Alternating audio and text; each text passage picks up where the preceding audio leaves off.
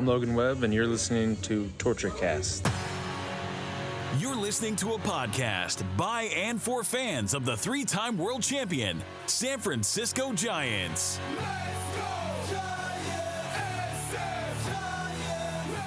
With hosts Chad King and Eric Nathanson.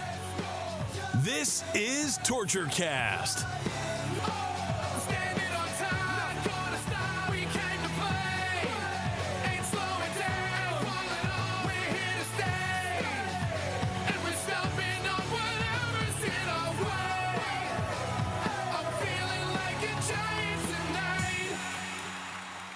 It's Monday, December 11th, 2023, and this is episode 293 of the TorchCast, the podcast by and for fans of the San Francisco Giants. And Ohtani.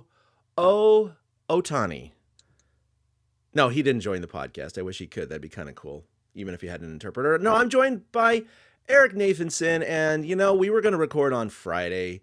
Things didn't work out because you had something that popped up with your job, and it actually ended up being a good thing because that was before all of the Ohtani business went down over the weekend, and so we got a chance to talk, commiserate, analyze, pontificate about it, whatever.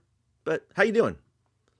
I'm doing good. I'm happy the Ohtani news is out of the way, so we can move on and see if the rest of free agency starts finally. So that in that sense, I'm very happy about Ohtani news being broken. But beyond that, he's going to be a Dodger, so the best player in baseball is going to join Mookie Betts and Freddie Freeman. And if they get some pitching together, maybe they'll win 150 games next year. Who knows? Yeah, and first of all, I just want to interject to everyone listening. My voice might cut in and out. I was at the 49ers game yesterday, and that was a lot of fun. 12 explosive plays. They were running all over the place. It was a lot of fun. I was there with my son, so I was yelling and screaming a lot. So I might pike in here and there with my voice. But yeah, back to Ohtani, man, that was, look, I'm going to sum it up like this, I guess. It was not a surprise at all that the Giants didn't get him. We are getting very used to this as Giants fans. We have been used to this as Giants fans. Ever since Barry Bonds, I mean, that was obviously the biggest signing that I can recall in recent times. Besides that signing in 1993, and I remember I was in college at the time, and when that hit the wires in December, or maybe it was late November, I was so excited. I was so pumped. I had the newspaper of the Mercury News with that signing, him holding up the Giants jersey, which, by the way, at the time was number 24. 24, yeah. I had number 20. He was holding up number 24 because he was going to wear his godfather's number. But obviously, he deferred to 25. But I remember having that up in my college dorm room for the better part of the year, just super stoked that he joined the Giants. But yeah, they've had big contracts since then, like a Barry Zito or, extending Buster Posey, but that was an extension, not a free agent signing, and those kinds of things. But they really haven't landed that big fish, right? That prized free agent that they've talked about and sought after and even pursued, on occasion. Last year, of course, we had the arson judge debacle when he essentially used the Giants and other teams to just get back with the Yankees at a higher price. You had Carlos Correa, who was damaged goods, according to the doctor in the physical. And so that was actually a signing the Giants accomplished, but there was a little bit of a caveat to that. Jettisoned him, which I think was actually a good idea, looking at his season he had this past year. And then now this year, look, all 30 clubs would want Shohei Ohtani, but we knew that only 5, 6, 7 were really going to seriously pursue him.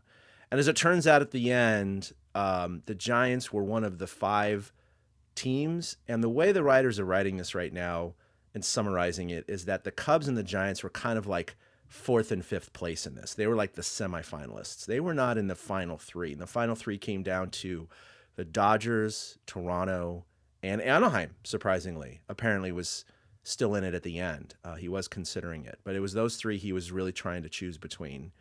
And boy, would have been nice if he could have either stayed in the American League or even gone to the East. That's fine. Yeah, I mean, go to Toronto. That's fine. So, no problem that with won't that. affect the Giants. That doesn't affect the Giants, impact us at all. But But no, they decided to go to LA. The whole thing about it is that the Dodgers and Giants, and really the whole West, but it's been mostly the Dodgers and Giants for years, have been playing this game. It's addition by subtraction or subtraction by addition, right? It's every time you sign someone that the other team could have gotten, you feel like you not only stole it away, but you added it to your roster. And it's kind of a double whammy. It's like that point differential, right? Where it's like a pick six, right? It's like, oh, it's a touchdown for them. No, it's picked off. It's run back the other way. Yeah, and we keep getting picked off and run back the other way. I know. You hit the nail on the head. You said it. Barry Bonds in 1992, December of 92, is the last big free agent signing. Edgardo Alfonso was supposed to be a good one. Moises Alou, you could maybe almost count as a pretty good free agent signing, but even those weren't gigantic contracts. Mm-hmm. But nobody wants to come to San Francisco for some reason.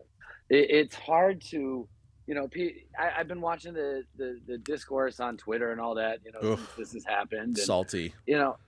People are talking about the Giants, well, they couldn't land anybody since Bochy, but they didn't land anybody when they had Bochy. Everybody was homegrown. Like you said, Buster's contract was an extension. So the Giants don't really even have a track record of landing these big free agents. So it makes me wonder why year after year they are the bridesmaid in these scenarios. Why are they even putting themselves in these scenarios? I mean, I get it. Don't get me wrong. Shohei Ohtani is a unicorn, and you'd love to get him on your team. But if you're always finishing fourth or fifth, like apparently they were down with the Cubs, then why keep doing this to yourself? As a fan, you got to look at the team and see their track record. There's just something about it. Big hitters don't want to come here. The Giants need to focus on signing big free agent pitchers. That just seems to be the way it goes. I mean, Gosman worked out. Rodon worked out. They developed guys. So there's a track record for that. And it's part of being a Giants fan at this point. They're not going to sign the big free agent. Even now when we're talking about alternatives, which we'll get into with Yoshi and all that, it's like I don't really see them doing that. And so, fans were upset. Some fans are a little pissed off that the Giants didn't get Ohtani, but, I mean, they never really had a chance. I mean, that's like asking – it's like saying Farhan didn't cure cancer. He sucks. Right. I mean, that's really the level at what it's at. I'm being facetious, but my God, what is you going to do? Look at it this way. They were talking, and we talked about it on this podcast during the season when he was still pitching, that he might go close to $600 million for a contract. They were saying $500 million at first would be just unbelievable, and they would exceed Trout's contract. The other thing. Could he be the first $600 million man too? Oh, no. He not only goes down with an elbow injury, which, by the way, if everyone is not clear about this, we are all not clear still on what the actual injury is to his elbow. We don't know what kind of surgery was performed. They're saying maybe Tommy John, but we're actually not 100% certain. I believe it's probably Tommy John, but we just don't know.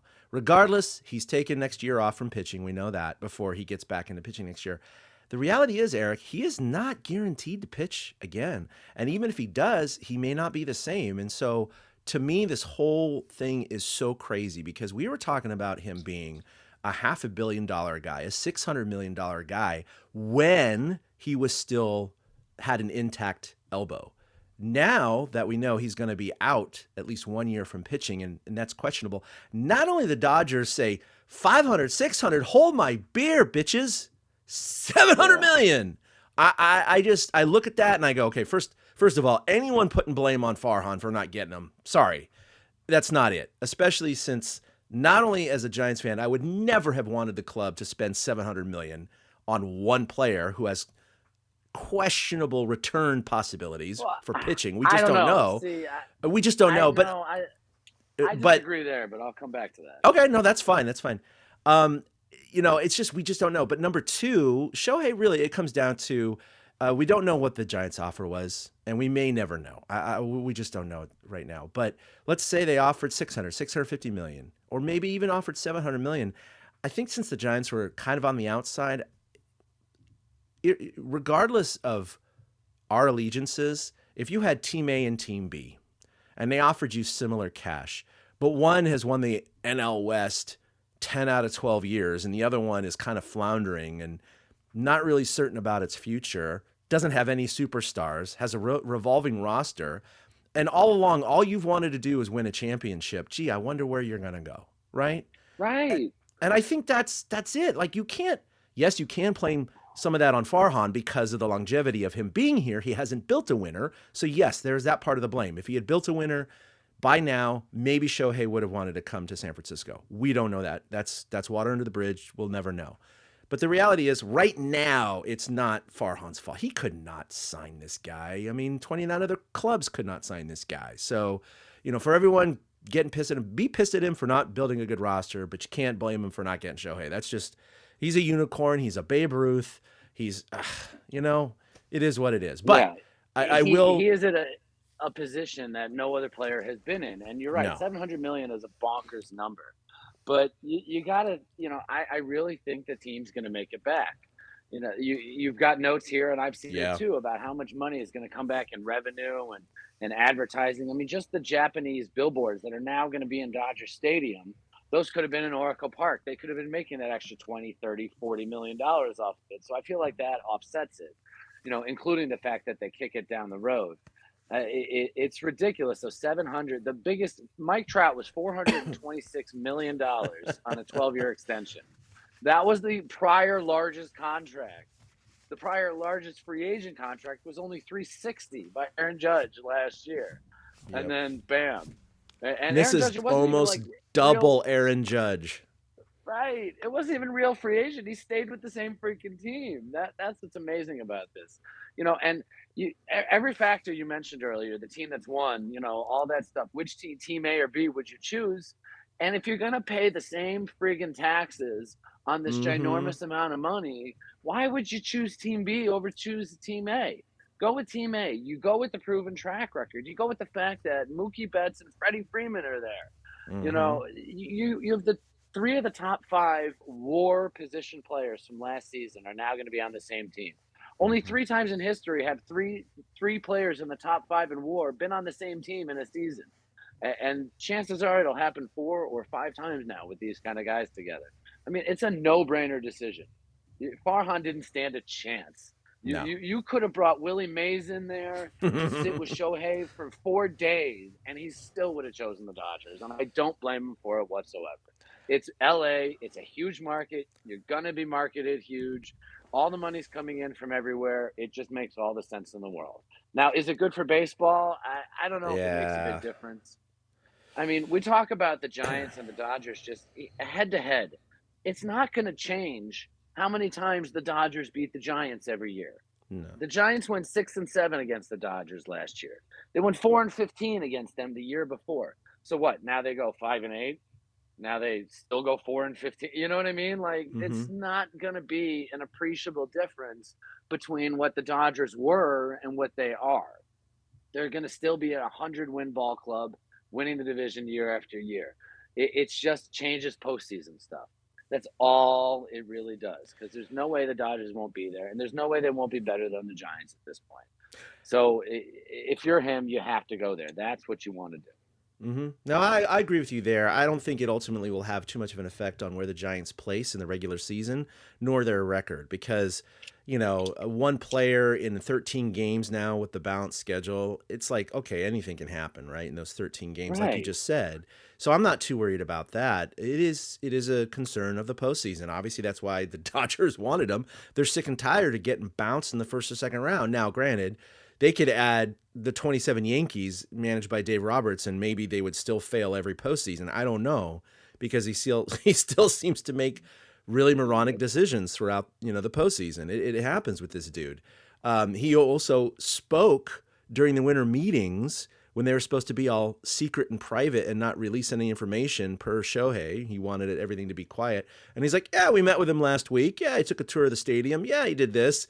And all the reporters noticed that everyone kind of got uncomfortable because they all kind of went, wait a minute, you're not really supposed to be talking about this. And then at the end of the interview, he checked his phone and he's like, oh, I got to go, guys. Because immediately the GM called him into his office. It was like, what the F are you doing? That was the best part of the whole winter meetings. The winter meetings are so friggin' boring. Nothing happened. And the whole Dave Roberts kind of, talking out of turn and then getting scolded immediately for it was Yeah. hysterical. Oh, he was Other than called to the that, nothing principal's happened. office. I know. Yeah. But you know what? Look, it ended up not having an effect on the ultimate, decision. And the dude not only goes to a team that, come on, being objective, yeah, we're all Giants fans. The Dodgers are way better than the Giants. The Dodgers have a much brighter future than the Giants over the next few years as far as winning records and championship possibilities. And he gets to stay in LA. He doesn't really need to move, right? He's settled in there. It's a huge market. I mean, he was already in LA, but you know what I mean? Dodgers are more marketable than the Angels. So different. It's so different. It's like the A's and the Giants, same thing, right? They're in the same area, but they're totally different. Well, And the Dodgers are going to be on national TV all the time. oh The my Angels God, it's going to be not. disgusting. It's going to be disgusting. I mean, I hate to say it as a Giants fan, this really was a worst case scenario situation. I am really upset about this only because I like some of the individual players on the Dodgers. I like Dave Roberts. I like Mookie Betts. I like Freddie Freeman. So it's hard to hate those guys individually. Like Clayton Kershaw. I love seeing him slump down during the postseason when he watches another home run get golfed out. And all that, but he's a stand-up guy. It's like, it's hard to hate the individuals. It's the same with Shohei. I like the dude. I think he's great for baseball. He seems like a really great personality. He's got a good work ethic, all those things. And he's going to the evil empire, and it pisses me off, right? It just, Toronto would have been fine. And by the way, shout out to all the Toronto Blue Jays fans who feel like Giants fans last year when we thought we were getting Aaron Judge because, oh my God, all the reports about him being on a plane to Toronto. John Morosi, man, that guy had such a bad day. I mean, he went with his sources, said that Ohtani was on the plane, only for Robert Herjavec from Shark Tank to get off the plane. Was just absolutely one of the most amazing moments in baseball Twitter history. And Morosi, he's been, he apologized, he owned up to it, but that was a really, Bob Nightingale called him out really hardcore, saying, he was the one who said, Ohtani's not on a plane. He is at home in Southern California. Yeah. Which was the case.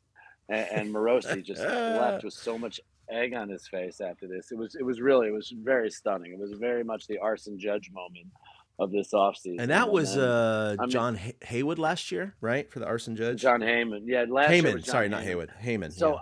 I have to wonder with Morosi, did the agents or somebody get into his ear to leak Toronto to bump this up to $700 million at the end? You know what I mean? Was this a ploy and the writers were used? And then you got Ken Rosenthal out there with his, this is good for baseball, yada, yada, yada. Well, I mean, is it really though? It's just the same old. Maybe had he joined a team that felt like an up and coming, that would be good for baseball. Had Shohei been like, I want to play for the Orioles, now that would have been crazy. That would have been something for baseball. I can't get on board, but what a weekend for the writers, man. With all this intrigue and all that stuff, that was just absolutely hysterical. It was. And, I definitely don't think it's, my personal opinion is that it's not good for baseball because it's still widening the gap between the haves and the have-nots. It's reinforcing the fact that baseball does not have a salary cap. It has a luxury tax, but when you have big market teams that can afford a luxury tax, then they're going to go ahead and do it, right? The Yankees, the Mets, the Dodgers, right? They're like, screw the luxury tax. Plus, they constructed this deal, and again, we don't know all the details. That has not been released, but reports indicate that most of it, more than half of the $700 million will be paid after the 10-year contract is over, Eric. When I read that, that blew my mind because I was thinking deferred as in the back end of the deal, right? We've seen that happen all the time to help with salary caps in football and luxury tax in baseball. No, my friend. This is $700 million that's not going to be paid out over 10 years. It's going to be paid out over God knows how many years, maybe 15 or more, right? Maybe it's a Bobby Bonilla situation, right? I don't know. But that's what's crazy about this is that both parties agreed to this, and that's really going to help the Dodgers out because, they're going to be paying for Shohei Ohtani's contract long after he's retired or out of baseball or off the Dodgers. and they're going to have to eat that. But that's more than 10 years from now, right? In the meantime, they get to pay him whatever it's going to be. Maybe it's $30 million a year. They can do that for the best player in baseball. Yeah, hell yeah. And then, like you said, and I put in the notes, rumors have it that, the Japanese advertising deals have been pouring in, and they are certainly going to cover a substantial portion of the contract, and maybe even more. Not only that, I mean, ticket sales you already have. They're not really going to increase that too much. They were near capacity anyway. But it's really going to boost TV, even though there's TV sharing, and it's going to boost jersey sales, right? All these things. And there was that argument, and you alluded to it, where I still don't think a player should be paid that much. That doesn't mean that it's not fiscally responsible, because it's not really going to be $70 million you're out every year. You're going to recoup so much of that via all of these things we just talked about, right? You could sign, let's say they assign a Matt Chapman to, let's say they sign him for $20 million, $18 million a year. Okay, that's, 1/3 or 1/4 of what Shohei's making. What's the return on that investment with, ticket sales, advertising, all the revenue? Maybe, I'm just throwing a number out there, maybe $1 million off of a Matt Chapman, right? You're still going to pay out, a lot more than that. But for Shohei, it's going to be so much more. So that $70 million quickly gets reduced, maybe even to the amount that you're paying a Matt Chapman. We don't know for sure, but it certainly is significantly less than $70 million, because he's such a unicorn and one of the most marketable baseball players right now on the planet, that you could make a fiscal argument for the $700 million. And the Dodgers have done it, deferred it, and they kind of look like geniuses right now. Now, on the back end, they may not. I mean, and there's every possibility he goes out and has a bang-up hitter year, and he's an overpaid DH. Fine. He's an overpaid DH. Dodgers are willing to do that. But in year 2 and year 3 and year 4, there's a possibility that he's not going to get back to the pitcher he was, or may not be pitching at all. We don't know. So there are ways for this deal to go south on them. But that's the risk you take in these contracts, and that was a risk that the Dodgers are willing to take. And so I don't want him to fail, because I don't want the person to fail. I like Shohei. But at the same time, regardless of my opinion of the person, I would like to see a little egg on their face too. Yeah, it would. I don't think it's going to happen, though. I really don't. I think Ohtani is going to stay. He's going to be one of these guys. He's going to probably be the 6th guy to win an MVP with 2 franchises. And the only one of those guys, like Bonds won with the Pirates and the Giants, A-Rod won with the Rangers and the Yankees, Harper, Nats, and Phillies. Frank Robinson is still the only guy to win an MVP in both leagues. And Ohtani's going to have the chance to do that now. Oh, I didn't realize that. Yeah, that's a good point. Yeah, I didn't either when I was poking around at stuff, looking at it. And, just to button up, $700 million is the largest professional sports contract ever. Apparently Messi's biggest was like $680 or something like that. Yeah, I just read that, because they kept saying North American, and I knew that Messi got close to that. And then finally today, everyone kind of settled it and said, okay, Messi was like 628 or 682. Is in the sixes. So yeah, Shohei is now officially the biggest contract in sports history. It's crazy. Which is just amazing. So, obviously the Giants aren't going to spend $700 million on free agency this offseason, any offseason, probably for the next 15 years combined. But where do they pivot from here? I mean, as the Giants are now not once again, out on the big free agents. I mean, like we kind of were saying, like I mentioned, the winter meetings were kind of a dud. Not much happened.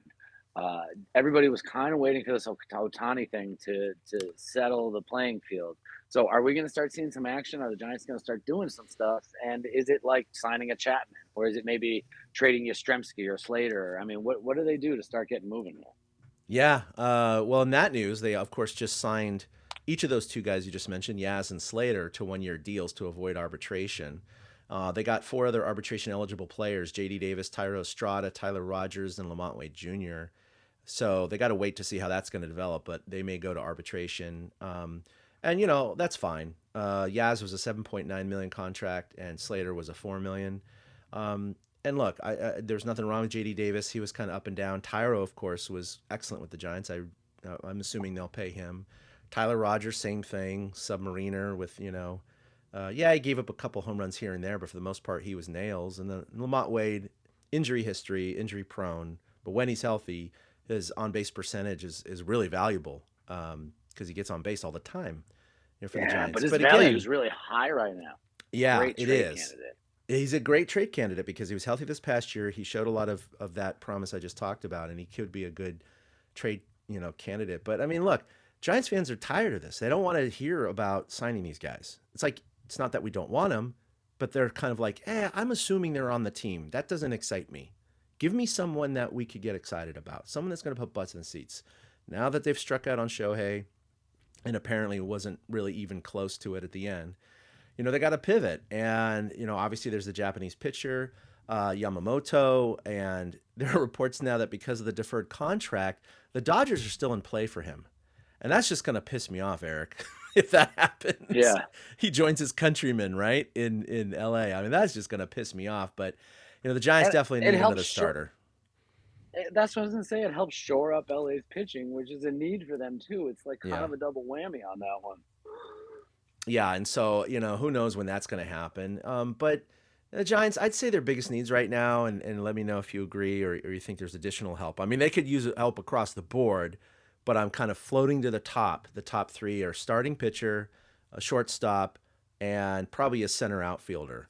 Look, shortstop, I know Luciano is slated to be there, but he's unproven, right? He's just not someone I'm ready to say, I'm ready for him to go 162, no questions asked. I think they need someone. And I know some people have suggested the possibility of, even though we kind of said goodbye to Brandon Crawford, bringing him back and being the mentor, and playing 1 or 2 days a week behind Luciano and all that. And I don't know if Crawford would accept a role like that. He might, because he loves the Giants and would love to retire a Giant. But again, it's just not that exciting. Now, that said, there's not a whole ton of shortstops out there. That's a bit of a problem. You have a Matt Chapman. You could do some shifting around there with that.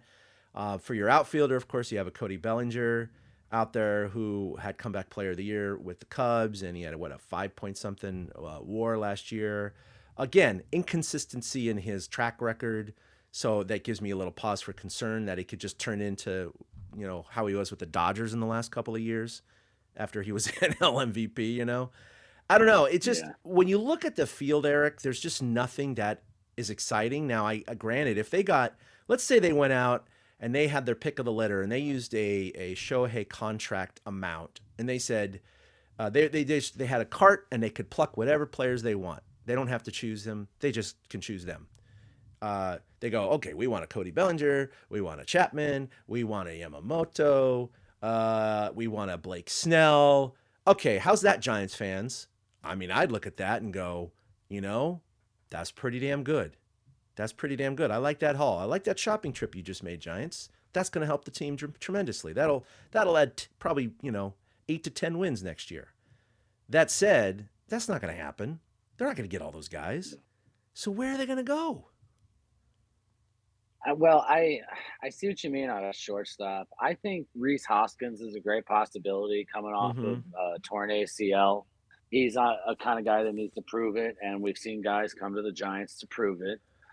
Matt Chapman, I don't know, it just seems like a slam dunk. Everybody seems to agree, so hopefully that'll happen. And you get like a Rhys Hoskins in there, then you can trade a Lamont Wade Jr. easier.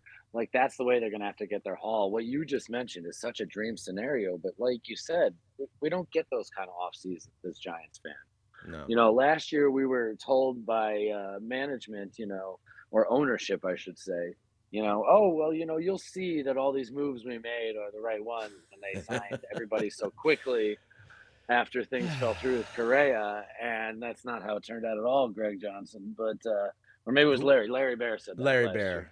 Yeah. Yeah.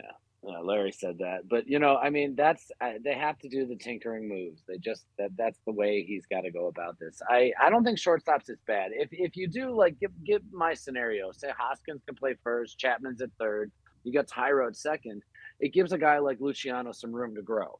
You got some veterans around him, like literally solid veterans all around the infield at that point.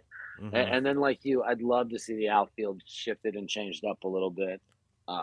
We've had our fill of Slater. I think Yaz is marketable as a trade asset. The catcher position's pretty solid with Bailey. You got to wonder if, again, Bart can fetch anything, if somebody else looks to him as a catcher of the future, and the Giants just try to sign a regular old backup during the offseason, Tom Murphy, something like that. So I think those are their biggest needs. And starting pitching, like you said. So starting pitching.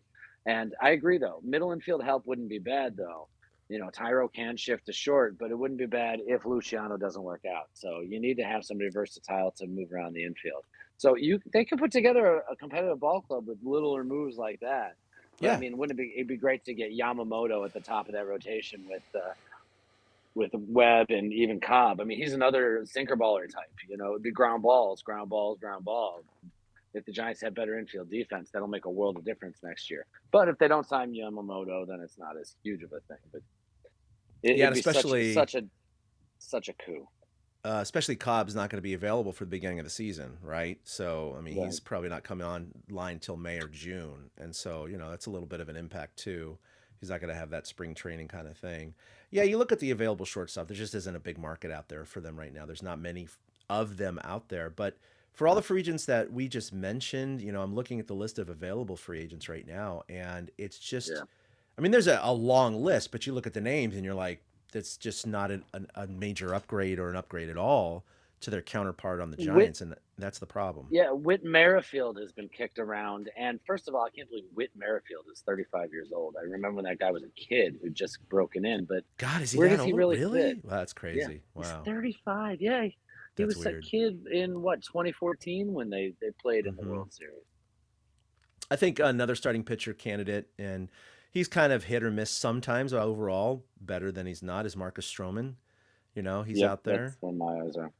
I think that could be a good pickup too. I mean, Blake Snell, it's hard when you get guys right off of their, off of winning a Cy Young. You're buying when they're high, right? It's like the real estate market. It's like I made that mistake in 2008 when we bought a house at its peak and it tanked after that. So, you don't want and he's had bad years in between his Cy Youngs. So I'm not saying he's a bad pitcher. Of course, he's a fantastic pitcher. I just think you could potentially overpay for him, and he may not produce the way he did with that. I mean, you don't need a closer. You don't need a Josh Hader. You got Camilo Duvall, right? The Sean Manaea opted out. Alex Wood opted out. You don't probably want to bring those guys back. It's, Brandon Belt is a free agent, but he might retire at this point. You don't want to bring him back, because I did think he was going to go to Toronto, and I had a feeling he was going to tear it up and hit 30 plus home runs. And he did not. He kind of had that similar season he's had with the Giants, up and down, injuries, kind of had a kind of year. You get other infielders like Adam Frazier and starting pitchers like, Dick Trickle, Rich Hill, Big Mountain. He's 44 years old. Yeah. You look at some of these names, and you're just like, yeah, he's only 6 years older than me. How about that? I hit 50, by the way. I hit 50. I dinged 50 last month, so yay to me. Oh, that's right. Way too old for this shit. I don't know, man. You just look at this and it's a little depressing. So I really do hope the Giants can strike it big with one or two of these guys to put a little bit of hope, a little bit of wind into our sails as fans. I mean, there's talk about, Glass now is on the trading block for Tampa. So could the Giants put together a deal? But apparently right now the Dodgers, like literally today, I saw the Dodgers are kicking the tires on Glass now right now. You've got other teams like the Cubs that you're fighting with to sign some of these free agents. They're up and coming, new manager council. It makes things a little more difficult. And you think about it, like the Arizona Diamondbacks just made it to the World Series, and they're having a hard time signing free agents. Yeah. So it's not like it's exclusive to the Giants. So it's going to be interesting to see what kind of moves they make.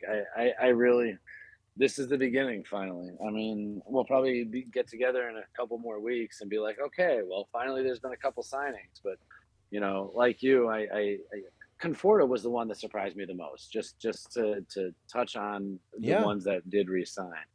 I did not expect him to opt in. I thought he would seek greener pastures, but he is somebody who makes me think like a Hoskins could work out, because the Giants are good. Even back in the day, they were good on prove me deals. I mean, look at Marquise Grissom and Moises Alou on the 02-03 teams. You know what I mean? Like, that was a completely different regime, but they came to the Giants to prove something. Reggie Sanders, so many guys do, and it seems to work out for them. So, that's the direction they have to go. And Conforto, I guess, kind of must have seen the writing on the wall.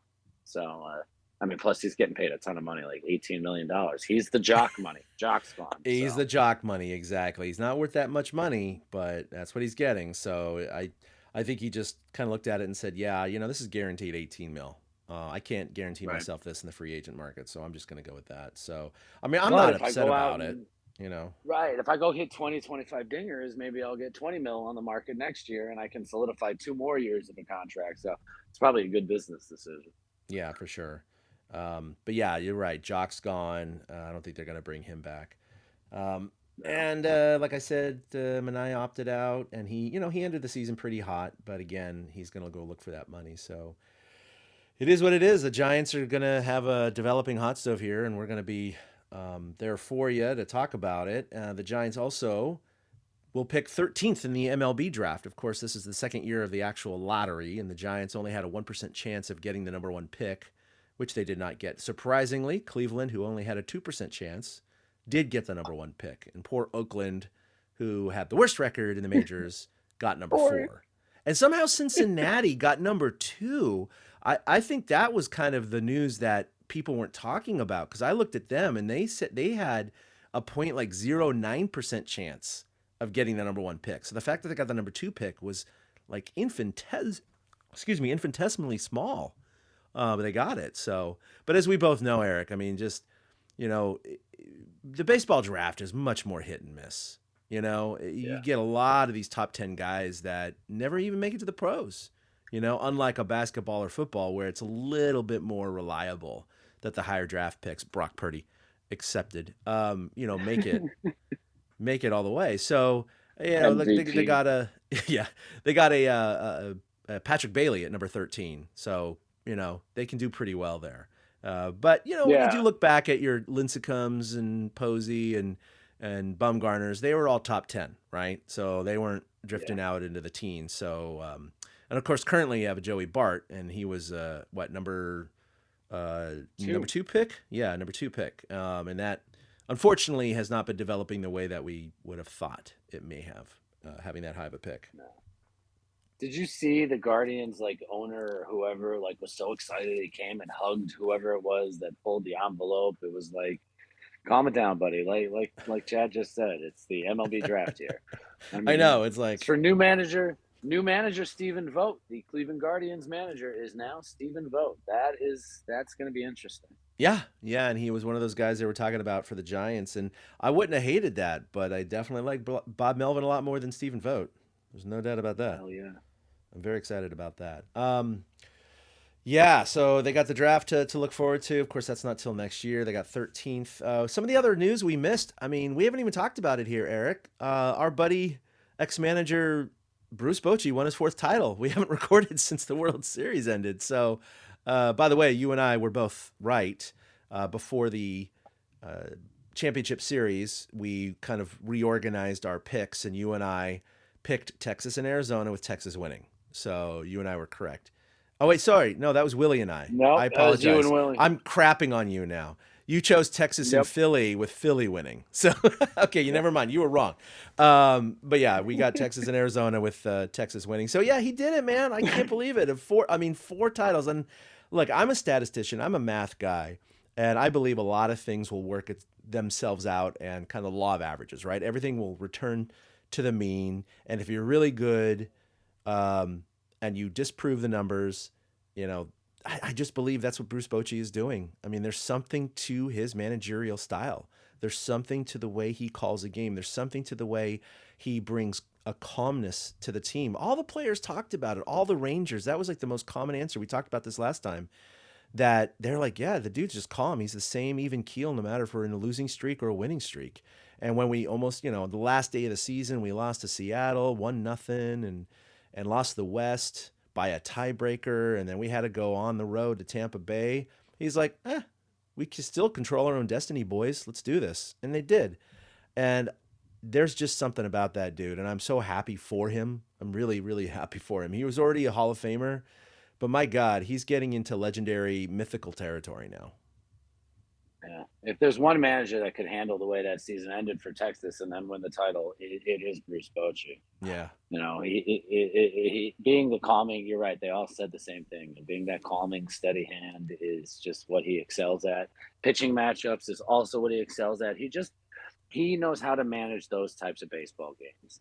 You know, playoff games are different than regular season games, and there's plenty of managers who are really good at managing the regular season. You know, resting guys in the right way, finding the right matchups. Yeah. Bochy has a knack for doing it when it matters most, and there's something to be said about that. It's just very impressive. You know, it's funny because he's won one title in 4 games, 2 titles in 5, and 1 in 7. So he's never won a World Series in 6 games. It's the only one he's missing right now off his resume. Really? Oh, yeah.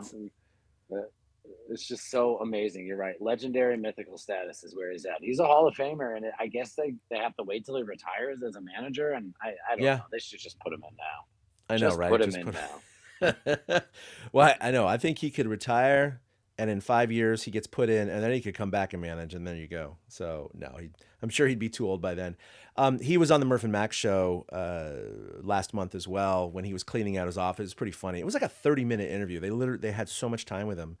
And they were talking to him about it. And it's funny, it was like 2 days after the World Series, and he's just alone in his office, cleaning out the office. Talk about a weird dichotomy of like being on the national stage and winning the World Series to like, now I'm cleaning out my office for the off season, and I'm going to drive in my trailer all the way across the country, basically, or halfway across the country to Tennessee. I guess he lives in Nashville or whatever. But it was really fun conversation they had with him. And I miss the guy, and I wish him well, and I had no ill will against the Rangers, but it was just weird seeing him win it with another team. It just felt like, that X that you had, and you're like, well, we could have been something. Or we were something, we could have been more, It's like, why did I let her go? We were something once. Yeah, why did I let her go? Something once. Oh, but, man. I mean, I think like me, you probably think there's no way Bochy wins another title with San Francisco had he stayed here, especially with what Farhan's done to construct the team. So, in that sense, it's like I'm glad to see him prospering with his new found love interest.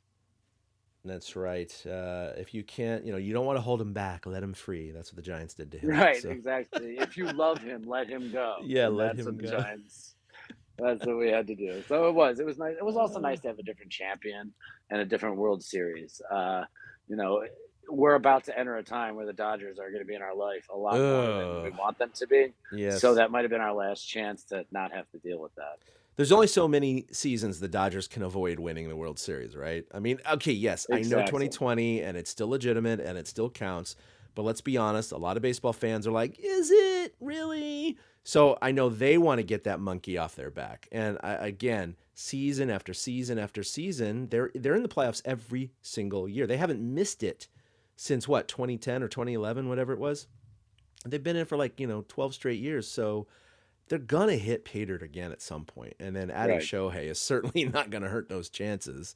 And I think it's good for baseball in the sense that Shohei will finally get an appearance in the playoffs. That I can say that is good for baseball, because the fact that him and Mike Trout together for 6 years, they never were in the playoffs together, is insane. That is just, and it's a travesty, right? You want to see those guys in the playoffs. And you had a taste of it when they face each other in the final out of the world, the WBC. That was a lot of fun. And that's the kind of drama that you miss, when these guys aren't in it. So I can say that that's good for baseball. Just why did it have to? Why couldn't it have been Blue Jay blue instead of Dodger blue? Right. God damn it. Swear to God. But, kudos to the Arizona Diamondbacks, by the way, for winning the NL crown, because they did it with 84 wins, just as few as the Cardinals had way back in 2011. Only 5 more than the Giants, which is kind of weird and disturbing in a lot of ways. But when you saw them with their speed in the postseason, you're like, damn it, I missed that. That's some fun baseball, just stealing bases all around the place, outfielders that are speedy as hell, good defense, good pitching, timely hitting. It was a lot of fun. They just ran out of gas at the end. And it was, the way it goes, but it went deep. So, well, not 7 games, but they went deep, I should say. So kudos to them. They put up an admirable fight. They really did. No, it was a lot of fun. So, it's a model for the Giants to kind of, follow a little bit in terms of, and the Giants were hoping to have a better farm system. Let's just put it that way. I think they're a little bit worse than they thought they would be by this point. Some of the other news that we missed since we've recorded is all the awards. Of course, Logan Webb placed second in the Cy Young race behind Blake Snell. No one thought Logan Webb was going to win, but it was kind of nice to see him finish second. That was nice. Considering the fact he didn't even make the All-Star team again, and here he is finishing second. That was pretty cool. Yeah, that was a bit of a surprise, but... in the American League, Garrett Cole won it. MVPs were, of course, Shohei and Ronald Acuna. Just monster seasons for each of them. Rookie of the Year, Gunnar Henderson with the Orioles and Corbin Carroll with the Diamondbacks, and he was great in the playoffs. He was a lot of fun. Manager, Brandon Hyde with Baltimore and Skip Shoemaker with the Marlins. And then you have your whole list of Gold Glove, and Silver Slugger awards. And I'm sure you've heard some of them, but no Giants. Right. No Arenado either for the first time in forever. Right? That was kind of weird. But, it's one of those things where, they give out a lot of Gold Gloves glove. I can't say glove today. I want to say Danny Glover, I guess. The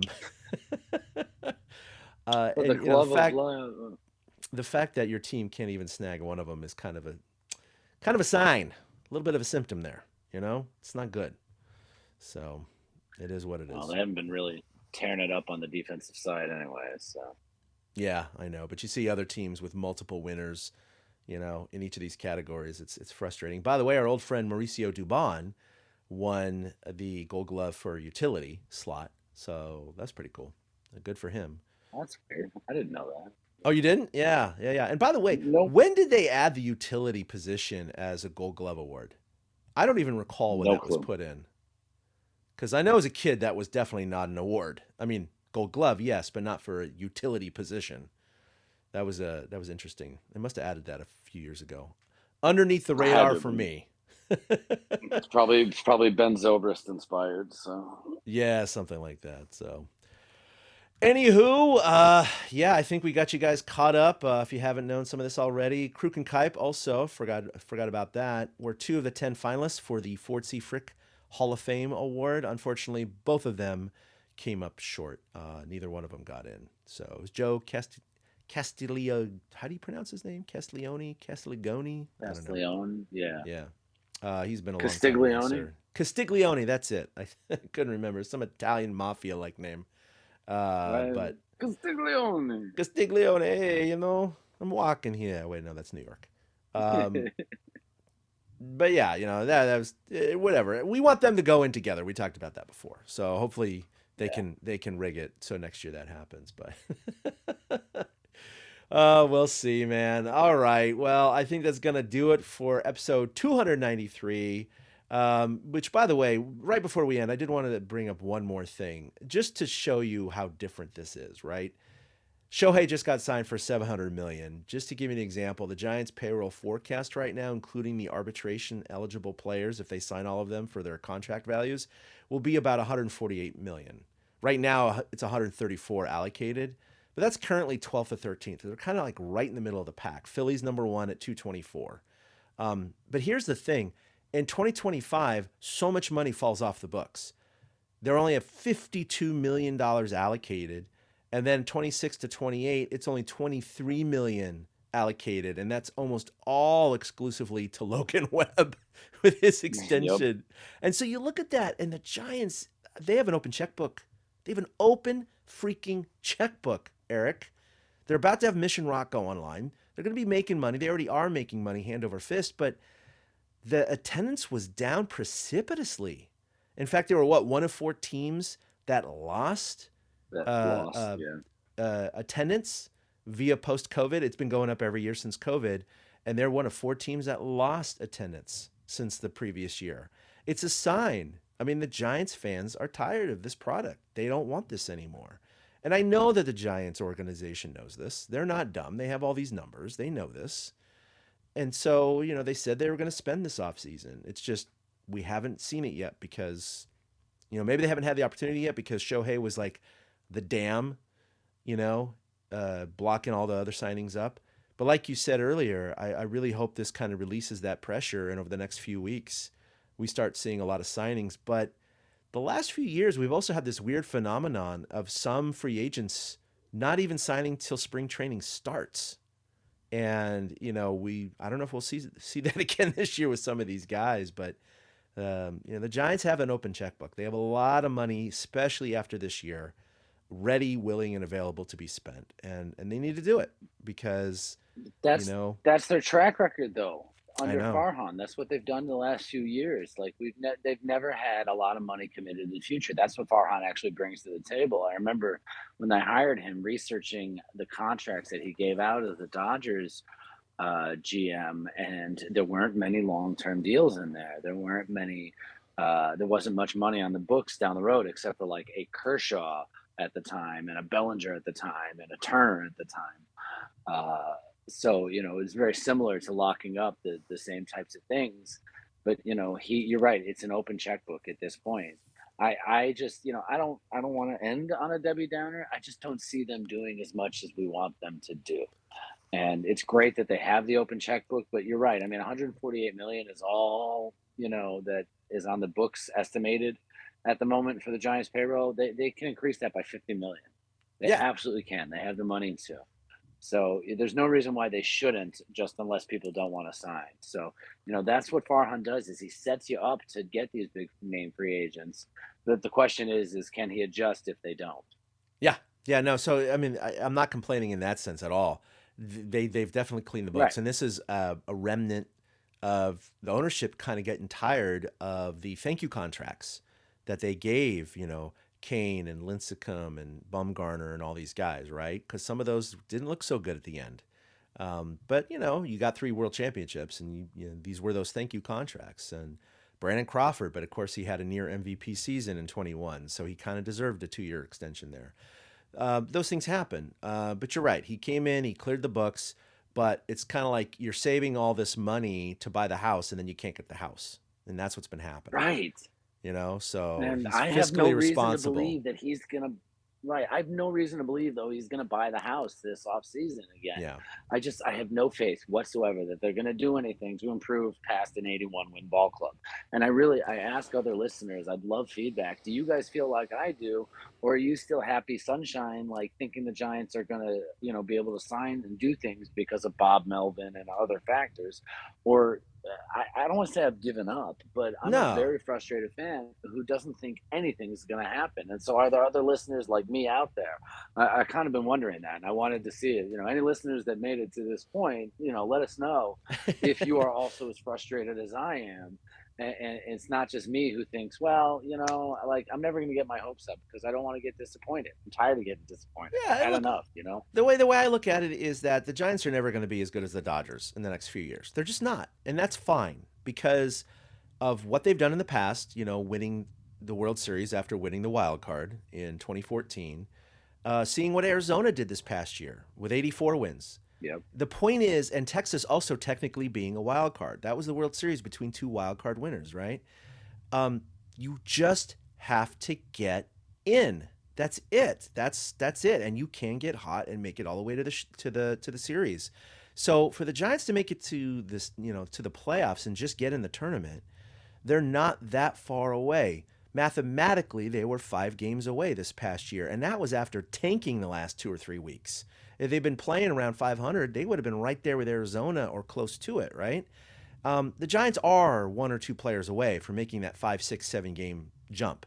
Because if you get into the upper 80s, you have a decent chance of making the playoffs. This past year, you only needed 84, but normally you're going to need in the realm of 87, 88, 89, something like that. The Giants can get there with a couple of players, and they got a new manager, and I think the new manager is going to inject some life into this club, and that could make the difference of a few wins here and there. So we attributed it to this last season. They needed 1 more win a month. That would have been 6 wins, 85. They would have been in the playoffs.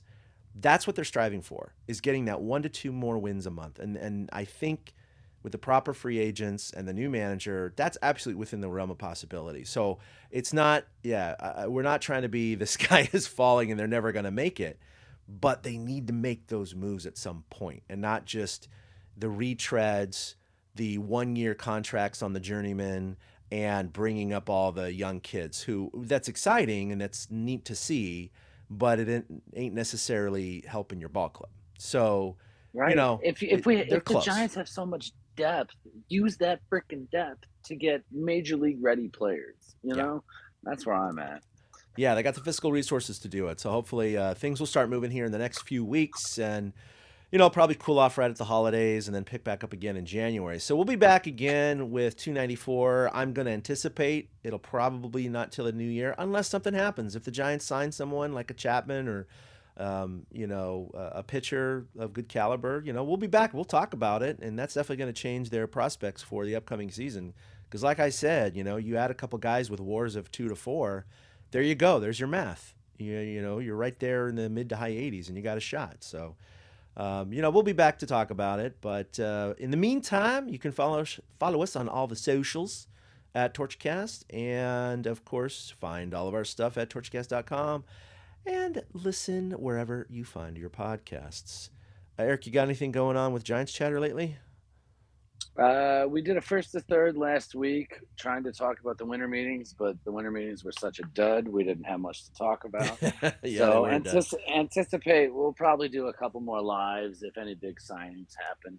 But other than that, it's just, regular off season, not much going on. Yeah. It's going to be, I think, quiet for a little bit as we head into the holidays, but hopefully we'll get a couple here and there. So until then, we'll see you in a while. Have a great week. If we don't see you before the holidays, have a happy holidays, Merry Christmas, Happy New Year, all that good stuff. And we'll see you then. Boom. A big thank you to everybody for listening to the TortureCast, the podcast by and for fans of the San Francisco Giants. Follow us on Twitter at TortureCast. You can also like us on Facebook or check out our blog at torturecast.com. I also want to say thank you to Ashcon and Bailey for letting us use their song Feeling Like a Giant for our intro. For Ben Lee and Chad King, my name is Willie Dills saying, we'll see you next time.